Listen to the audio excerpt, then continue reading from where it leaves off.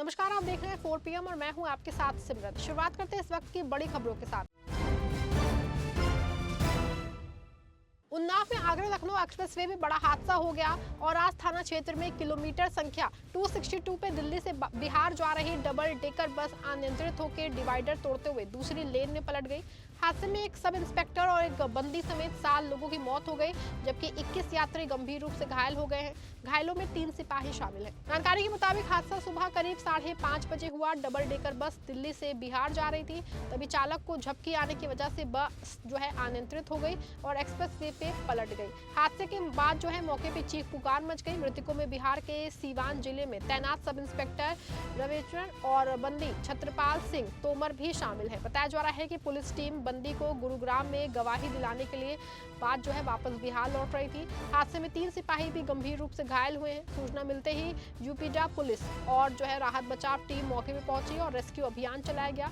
गंभीर घायलों को लखनऊ ट्रॉमा सेंटर रेफर किया गया है। उन्नाव के जिलाधिकारी घनश्याम मीणा और एसएसपी जयप्रकाश सिंह भी मौके पर पहुंचे और हालात का जायजा लिया। मुख्यमंत्री योगी आदित्यनाथ ने घटना पर दुख जताते हुए अधिकारियों को घायलों के बेहतर इलाज के निर्देश दिए हैं।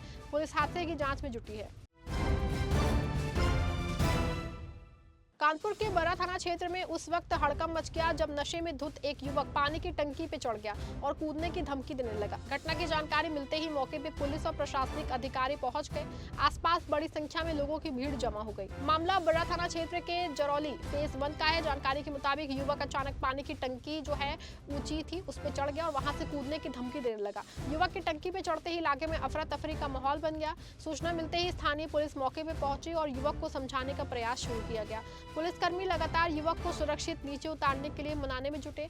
घटना स्थल पे भारी भीड़ जमा होने के कारण पुलिस को लोगों को हटाने में मशक्कत करनी पड़ी। महोबा की नदिल नीट छात्रा के अपहरण और प्रयागराज में 16 दिनों तक बंधक बना के सामूहिक दुष्कर्म किए जाने के मामले को लेकर बांदा में कांग्रेस कार्यकर्ताओं ने जोरदार विरोध किया। जिला और शहर कांग्रेस कमेटी ने जिलाध्यक्ष राजेश दीक्षित के नेतृत्व में जिलाधिकारी के माध्यम से राज्यपाल आनंदीबेन पटेल को संबोधित ज्ञापन सौंप के दोषियों की गिरफ्तारी और सख्त कार्रवाई की मांग की है। मीडिया से बातचीत में कांग्रेस जिलाध्यक्ष राजेश दीक्षित ने प्रदेश की कानून व्यवस्था पे सवाल उठाते हुए कहा कि सरकार बेटियों की सुरक्षा के बड़े बड़े दावे करती है, लेकिन जमीनी हकीकत इसके उलट दिखाई दे रही है। कांग्रेस नेताओं का आरोप है कि महोबा की दलित छात्रा को कोचिंग से लौटते समय अगवा करके प्रयागराज में 16 दिनों तक बंधक बना के उसके साथ सामूहिक दुष्कर्म किया गया, लेकिन अब तक प्रशासन की ओर से कोई ठोस कार्रवाई नहीं हुई है। कांग्रेस कार्यकर्ताओं ने कहा कि ऐसी घटनाओं से प्रदेश की बेटियां खुद को असुरक्षित महसूस कर रही हैं। ज्ञापन के माध्यम से मांग की गई है कि मामले में शामिल सभी आरोपियों को जल्द गिरफ्तार करके कठोर धाराओं में मुकदमा दर्ज किया जाए और पीड़ित छात्रा को सुरक्षा के साथ शीघ्र न्याय दिलाया जाए। प्रदर्शन और ज्ञापन सौंपने के दौरान कांग्रेस के कई पदाधिकारी और कार्यकर्ता मौजूद रहे। बांदा में झाड़ियों से उठी आग की चिंगारी ने एक बार मजदूर परिवार की पूरी गृहस्थी तबाह कर दी है। नरैनी तहसील के जमवारा गांव में आग लगने से घर, खाद्यान्न सामग्री, नकदी और एक बकरी जल के राख हो गई। ग्रामीणों की कड़ी मशक्कत और दमकल की मदद से आग पे काबू पाया गया। जानकारी के मुताबिक जमवारा गांव निवासी बहादुर पुत्र परदेशी रैदास खेतों में बने घर में परिवार के साथ रह रहे थे। अचानक पास की झाड़ियों में लगी आग धीरे धीरे उनके घर तक पहुंची और देखते ही देखते पूरा घर आग की लपटों में घिर गया। घटना के समय परिवार के लोग घर में मौजूद थे। आग की लपटें उठती देख घर वालों ने शोर मचाया और महिलाएं बच्चों को बाहर निकलने हुए पालतू जानवरों को भी खोल दिया गया। ग्रामीण मौके पर पहुंचे और आग बुझाने का प्रयास शुरू किया गया, लेकिन तब तक आग ने पूरे घर को अपनी चपेट में ले लिया। सूचना के बाद दमकल की टीम मौके पर पहुंची और आग बुझाने का काम शुरू किया गया। हालांकि अब तक घर में रखा 50,000 रुपए नकद, 5 कुंतल गेहूं, अरहल और चना, भूसा, कपड़े समेत गृहस्थी का पूरा सामान जल के राख हो गया। आग में एक बकरी की भी मौत हो गई। घटना की सूचना पर राजस्व विभाग की टीम ने मौके पर पहुंच के नुकसान का आंकलन किया। कानपुर देहात से दिल दहला देने वाली तस्वीर सामने आई है, जहां एक पिता ने अपनी बेटी को बेरहमी से पीटा। घटना का वीडियो सोशल मीडिया पे काफी वायरल हो रहा है, जिसमें पिता बेटी पे डंडों से हमला करता दिखाई दे रहा है। मामला गजनेर थाना क्षेत्र के हिमपुरवा गांव का बताया जा रहा है। वायरल वीडियो में देखा जा सकता है कि पिता बेटी को जमीन पर गिरा के डंडों से लगातार पीट रहा है। लड़की खुद को बचाने की कोशिश कर रही है, लेकिन आरोपी पिता उस पर लगातार हमला कर रहा है। घटना के दौरान आसपास मौजूद लोगों ने वीडियो बना के सोशल मीडिया पे वायरल कर दिया है। इसके बाद मामला जो है चर्चा में आ गया। वीडियो सामने आने के बाद लोगों में आक्रोश देखने को मिल रहा है। फिलहाल पुलिस वायरल वीडियो के आधार पर मामले की जाँच कर रही है। अधिकारियों का कहना है कि जाँच के आगे की कार्रवाई जो है वो शुरू की गई है। बांदा में लगातार बढ़ रही भीषण गर्मी और हीट वेव के बीच उत्तर प्रदेश महिला शिक्षक संघ ने जनगणना कार्य को फिलहाल स्थगित किए जाने की मांग उठाई है। संघ की ओर से जिलाधिकारी को ज्ञापन सौंप के कहा गया है कि मौजूदा हालात में घर घर जाकर सर्वेक्षण करना शिक्षकों और कर्मचारियों के स्वास्थ्य के लिए गंभीर खतरा बनता जा रहा है। महिला शिक्षक संघ की जिला अध्यक्ष सुधा सिंह राजपूत ने ज्ञापन के माध्यम से बताया कि बांदा समेत पूरे प्रदेश में इन दिनों भीषण गर्मी और लू का प्रकोप लगातार बढ़ रहा है। मौसम विभाग की ओर से हीट वेव को लेकर लगातार चेतावनी जारी की जा रही है। संघ का कहना है कि जनगणना के प्रथम चरण में प्रगणकों के घर घर जाके मकानों की गणना और सर्वेक्षण करना पड़ रहा है, जिससे कर्मचारी सीधे तेज धूप और लू के संपर्क में आ रहे हैं। ऐसे में फील्ड में लगातार ड्यूटी करना कर्मचारियों के लिए बेहद कठिन और जोखिम भरा साबित हो रहा है। ज्ञापन में कहा गया है कि लगातार बाहर काम करने से शिक्षकों और कर्मचारियों में हीट स्ट्रोक समेत कई गंभीर बीमारियों का खतरा बढ़ गया है। महिला शिक्षक संघ ने प्रशासन से मांग की है कि कर्मचारियों की सुरक्षा को ध्यान में रखते हुए मौसम सामान्य होने तक जनगणना कार्य स्थगित रखा जाए। संघ ने उम्मीद जताई है कि जिला प्रशासन कर्मचारियों के हित और सुरक्षा को प्राथमिकता देते हुए जल्द सकारात्मक निर्णय लेगा। कानपुर में विवाद खत्म होने के बाद समाजवादी पार्टी के विधायक अमिताभ वाजपेयी ने अपनी 12 दिनों की तपस्या को जीवन का बड़ा सबक बताया।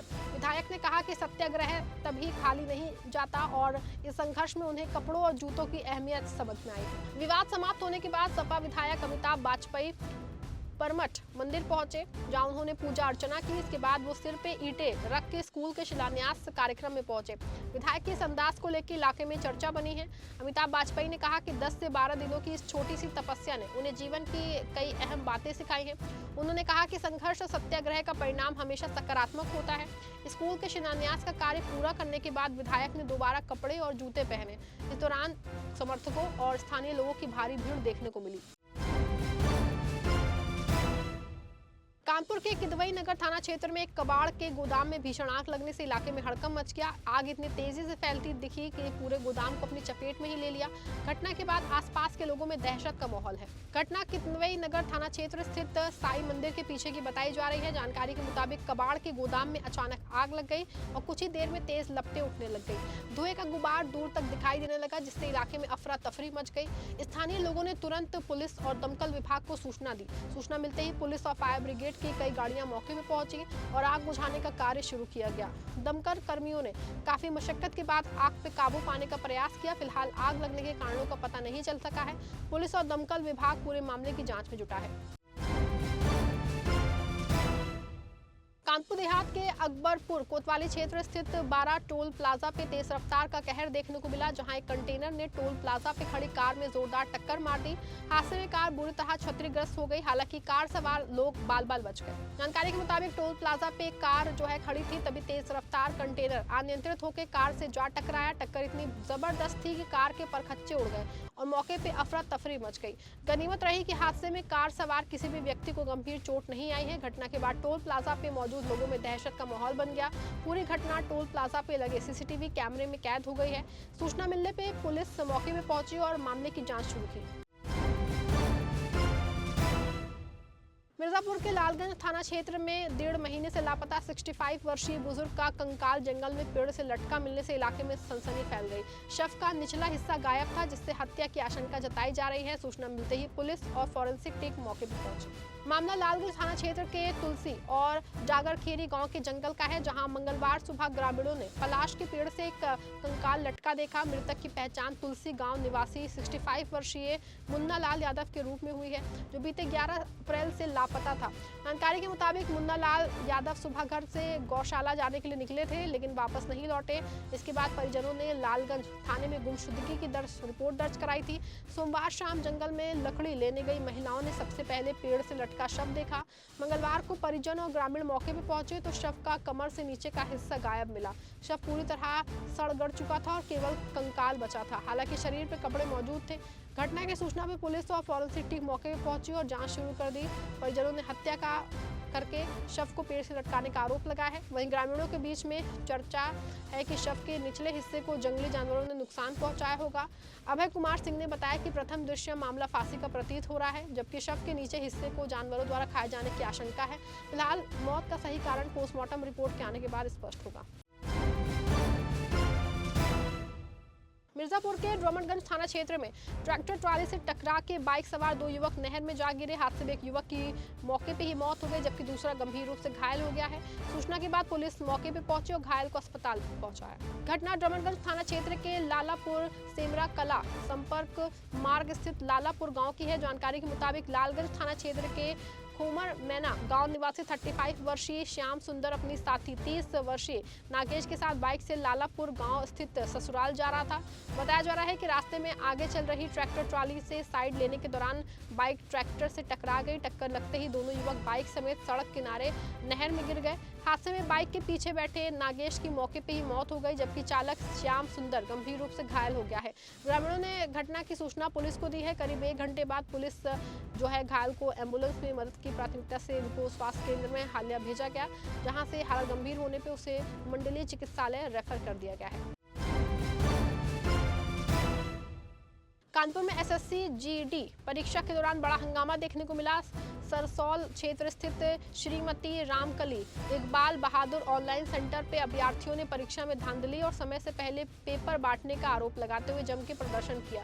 गुस्साए अभ्यर्थियों ने हाईवे जाम किया है, जिससे मौके पे अफरा तफरी का माहौल बन गया। जानकारी के मुताबिक दोपहर 1 बजे की शिफ्ट में परीक्षा आयोजित की जानी थी। अभ्यर्थियों का आरोप है कि कुछ छात्रों को तय समय से पहले ही परीक्षा केंद्र के अंदर बुला के प्रश्न पत्र और परीक्षा सामग्री दे दी गई। जैसे ही बाहर मौजूद अन्य परीक्षार्थियों को इसकी जानकारी मिली, उन्होंने परीक्षा की निष्पक्षता पे सवाल उठाए, विरोध प्रदर्शन शुरू कर दिया। देखते ही देखते हंगामा बढ़ गया और केंद्र प्रशासन को परीक्षा दे रही सभी अभ्यर्थियों को बाहर निकलना पड़ा।